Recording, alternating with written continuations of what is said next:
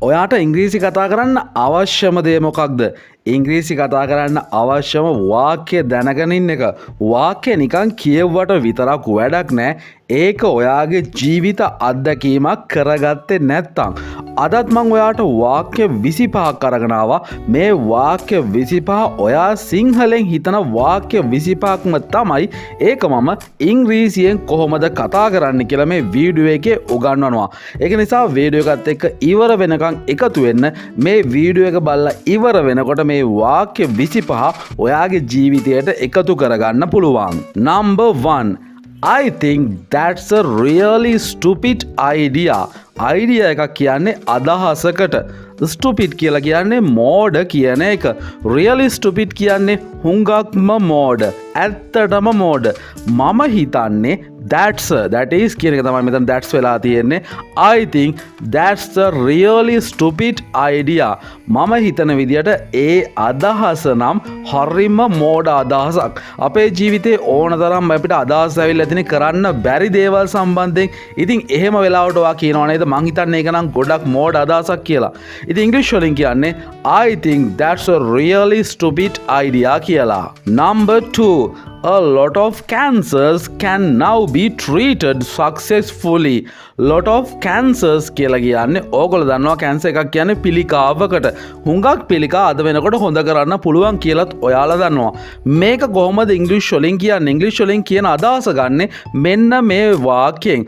A lot of cancers can now. දැන් පුළුවන් කියන එක තමයි can now කියලා කියන්නේ. Be treated ප්‍රතිකාර කළ හැකි. ඒ වගේම සාර්ථකව තමයි ප්‍රතිකාර කරන්න පුළුවන් successfully. අපි ආපහු මේ වාක්‍ය කියලා පුරුදුනොත් එහෙම a lot of cancers can now be treated successfully. සාර්ථකව පිළිකාවලට අද ප්‍රතිකාර කරන්න පුළුවන්. Number 3. Don't put your sugar in my coffee. Please මගේ කෝපි එකට ඔයා හිතන්නකෝ ඔයාට කෝපි බොන්න ඕනේ කියලා සීනි දාන්නේ නැතුව ඉතින් ඔයා කොහොමද ඒක කාට හරි කියන්නේ don't put දාන්න නම් එපා sugar in my coffee මගේ කෝපි එකට නම් ඔයා සීනි දාන්න එපා කරුණා කරලා කියන්න ප්ලීස් කියලා කියනවා අපි ඒක ටිකක් කාරුණිකව ඉල්ලනවා මගේ කෝපි එකට නම් සීනි දාන්න එපා don't put sugar in my coffee please මේක ඔයා 100 පාරක් 10 පාරක් හරි ගමක් නැහැ කියලා හුරු වෙන්න එහෙම කිව්වොත් තමයි ඔයාට මේක නැචරල් අවස්ථාව කතා කරන්න පුළුවන් වෙන්නේ.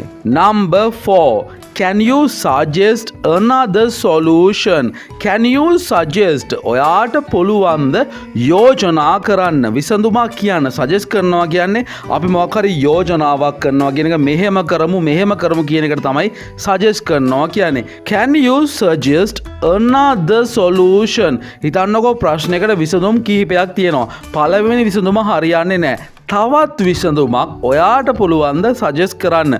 Can you suggest another solution? ඔයාට පුළුවන්ද තවත් විසඳුමක් කියන්න. Number 5. Are you sure we haven't met before? සමහර යාළුවෝ හමු වුණාට පස්සේ ඔයාට දැනෙනවා මෙයාව මං කවදා හරි හම්බ වෙලා ඇති. සංසාරේ කොහේ හරි හම්බ වෙලා ඇති කියලා සමහරව හිතනවා. ඉතින් ඒ වගේ වෙලාවකට කොහොමද ඒක ඉංග්‍රීසි වලින් අහන්නේ? ඔයාට විශ්වාසද අපි මීට කලින් හම්බ වෙලා නැහැ කියලා? කොහොමද ඉංග්‍රීසි වලින් අහන්නේ? Are you sure? ඔයාට විශ්වාසද? We haven't අපි හමු වෙලා නැහැ කියන එක. We haven't met before. අපි මීට කලින් හම්බ වෙලා නැහැ කියලා ඔයාට විශ්වාසද? Are you sure we haven't met before? Number 6. She was very surprised when she heard the news. Surprise වෙනවා කියලා කියන්නේ පුදුම වෙනවා. එක පාරටම පුදුම වෙන්නේ. She was very surprised. ඇය ගොඩාක් පුදුම වුණා. මොන වෙලාවෙදිද? ඇය අර ආරංචිය අහපු වෙලාවදී තමයි ගොඩාක් පුදුම වුණේ. නිවුස් කියලා කියන්නේ ප්‍රවෘත්තිය කියන එක විතරක් නෙමෙයි මොනවා හරි ආරංචියකටත් නිවුස් එකක් කියලා කියනවා. හිතන්නකෝ ආසම දෙයක් ලැබුණා කවුරු හරි රට ඉඳලා ආවා යාළුවෙක් ඔයා හම්බෙන්න ආවා මේ වගේ දේවල් දේවල් වලින් අපි පුදුම වෙනවනේ. ඉතින් ඒ වගේ දෙයක් තමයි මෙතනත් තියෙන්නේ. She was very surprised when she heard the news. ඇය හුඟක් පුදුම වුණා ඇය ආරංචිය ඇහුව ගමන්ම. Number 7. I swear to God I didn't do anything. ස්වයා කියලා කියන්නේ දිවුරනවා කියන එක. මම දෙවියන්ට දිවුරලා කියන්නේ. I swear to God. දෙවියන්ට දිවුරලා කියන්නේ ඔයා කියන්නේ ඇත්තම දෙයක් නම්. මොකක්ද මේ ඇත්ත? I didn't do anything. මං කිසිම දෙයක් කළේ නෑ. මං දෙවියන්ට දිවුරලා කියන්නේ. හිතන්නකෝ ඔයා ගැන සැක කරනවා කියලා මොකක් හරි දෙයකට ඔයාට කියන්න ඕනේ මම මේ කිසිම දෙයක් කළේ නැහැ කියලා ටිකක් ඔප්පු වෙන විදිහට. ඉතින් දෙවියන්ට මම දිවුරලා කියනවා කිව්වහම ඒක ඔප්පු වෙනවනේ.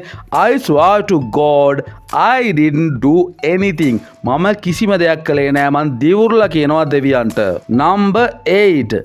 Nothing satisfies him. He is always complaining. Nothing satisfies him කියන්නේ කිසිම දෙයකින් ඔහුව තෘප්තිමත් කරන්න බෑ.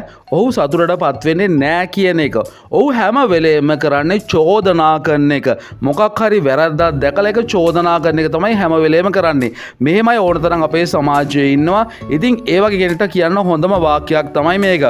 Nothing satisfies him. He is always complaining. කිසිම දෙයකින් ඔහු සතුටු කරන්න බෑ. ඔහු කරන්නේ හැම වෙලාවෙම බයින් එක චෝදනා කරන එක. Number 9. Who is your selection for the next president? මේකත් ලංකාවේ ගොඩක් මේ දවස්වල කතා වෙන මාතෘකාව කතා වෙන වාක්‍යයක්. ඔයාගේ අදහස මොකක්ද? Who is your selection? ඔයා තෝරන්නේ කාවද? For the next president. ඊළඟ ජනාධිපතිවරයා විදිහට ඔයා හොඳයි කියලා හිතන්නේ කවුද? Who is your selection for the next president? Number 10. Are you going to sell your house?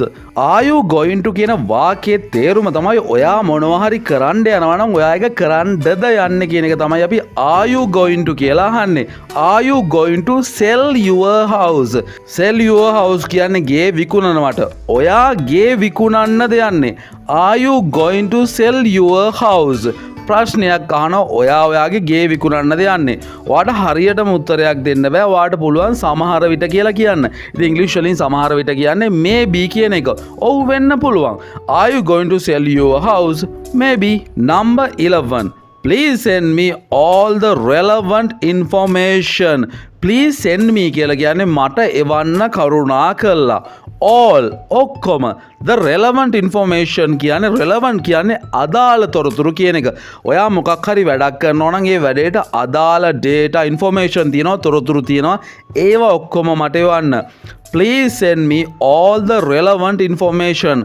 කරුණා කරලා මට ඔක්කොම අදාළ තොරතුරු එවන්න. Number 12. Her parents are separated but not divorced. ඇයගේ දෙමව්පියෝ separate වෙලා ඉන්නේ වෙන් වෙලා ඉන්නේ. හැබැයි දික්කසාද වෙලා නැහැ.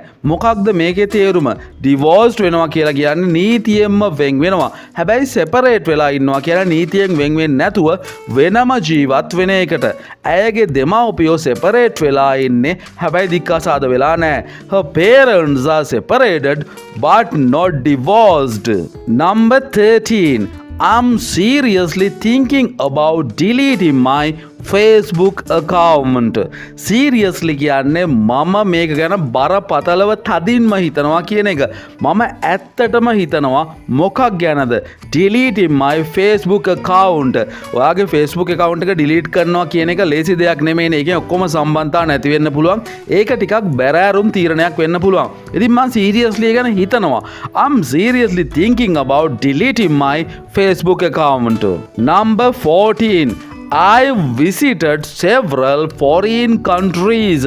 I have visited කියන එක තමයි I වෙලා තියෙන්නේ. I visited මම විදේශ රටවල් වල සංචාරය කළා තියෙනවා. මෙතන කියන්නේ විදේශ රටවල් කිහිපයක මම සංචාරය කළා තියෙනවා කියන එක. I visited several foreign countries. මම විදේශ රටවල් කිහිපයකට ගිහින් තියෙනවා. I visited several foreign countries.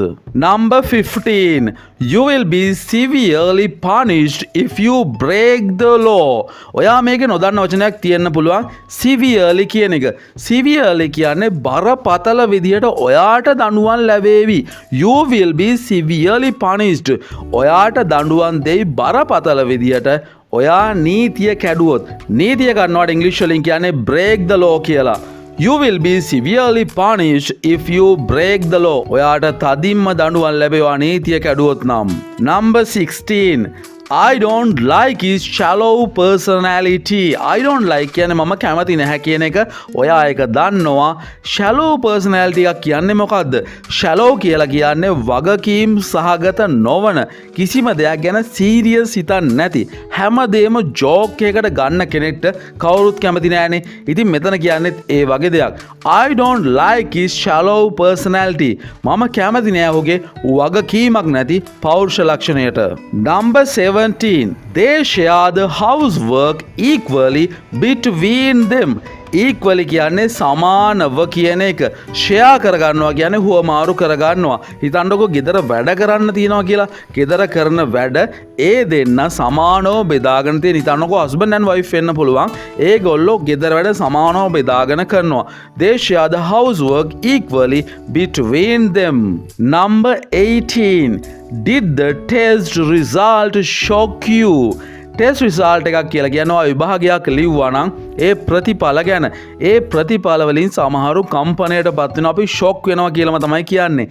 ඉතින් ඔයා මේ ප්‍රතිඵල වලින් රිසල්ට් වලින් ෂොක් වුණාද? Did the test result shock you? මේ ප්‍රතිඵලව කම්පණයට පත් කළාද? Number 19. The shop was crowded with young people. තරුණ අය යන ෂොප් එකක් ගැන හිතන්න. ඉතින් ඒ වගේ තැන් ගොඩාක් තරුණ ළමයිගෙන් තරුණ අයගෙන් පිරීලා තියෙනවා. crowded කියලා කියන්නේ පිරී ඉතිරී ගියා කියන එක. The shop was crowded with young people. කඩේ පිරීලම හිටියේ මේ තරුණ අයගෙන්. The shop was crowded with young people. Number 20. Wait a minute. I will return shortly.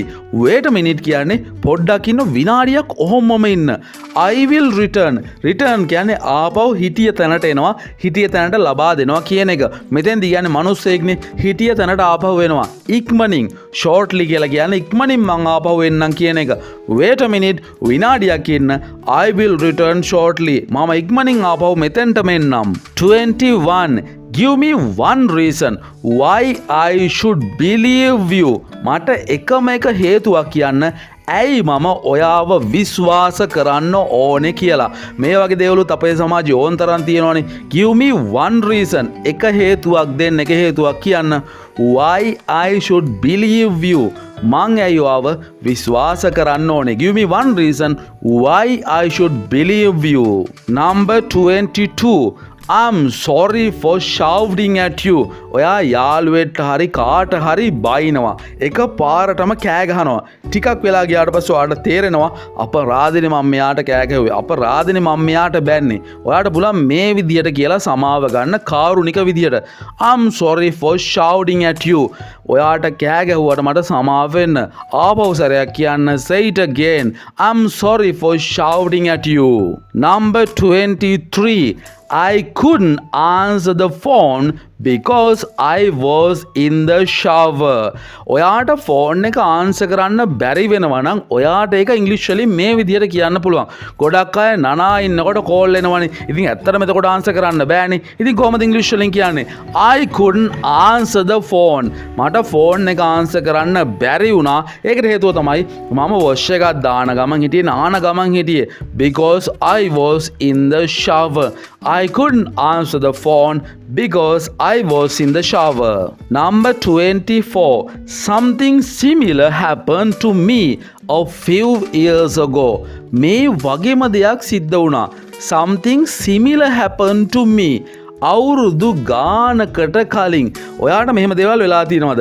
මේ වැඩේ මේ වගේම මීට අවුරුදු ගානකට කලිනුත් වෙනවා. ඉතින් ඒ වගේ දෙයක් තමයි මෙතන කියන්නේ. Something similar. මේ වගේම දෙයක් සිද්ධ වුණා මට අවුරුදු ගානකට කලින්. Something similar happened to me a few years ago. Number 25. Last one අන්තිම වාක්‍ය. There's no simple solution to this problem. Simple solution එකක් කියන්නේ සරල උත්තරයක්. ඉතින් මේ ප්‍රශ්නට එහෙම සරල උත්තර නෑ කියලා තමයි මේකේ නම් කියන්නේ. There's no simple solution to this problem. මේ ප්‍රශ්නට කිසිම සරල උත්තරයක් නැහැ.